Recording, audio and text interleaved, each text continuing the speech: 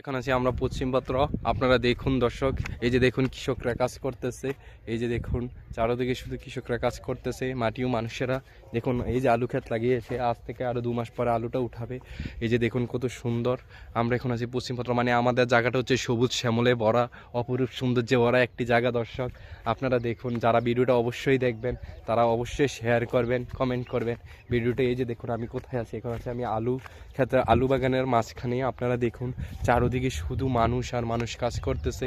আপনারা দেখুন অনেক সুন্দর পরিবেশ। একটা বার দেখুন, হ্যালো, আপনারা দেখুন একটা বার অনেক সুন্দর একটি জায়গাতে আছি আমরা, যে চারদিকে শুধু আলু আর আলু। দর্শক মানে কি বলবো, আপনাদের বুঝাতে পারতেছি না।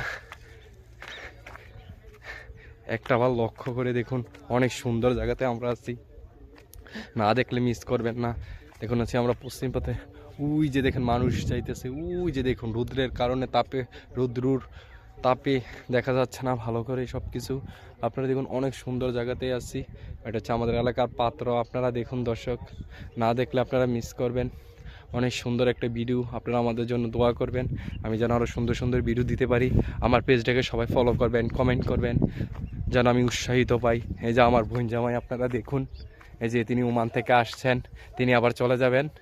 হ্যাঁ, তিনি আমাদের বাড়িতে আসছিলেন বেড়ানোর জন্য, তাকে নিয়ে ঘুরতেছি। তার খুব ভালো লাগে প্রকৃতির পরিবেশ, কারণ তিনি ওমান থাকেন, তিনি চলে যাবেন সামনের মাসের 4 তারিখে। আপনারা দেখুন তাকে নিয়ে ঘুরতেছি এই রৌদ্রের ভিতরে, সে খুব ফিল করতেছে, অনেক কিছু ফিল করতেছে।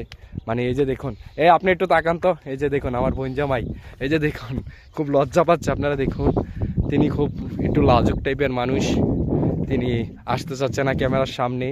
আপনারা দেখুন দর্শক।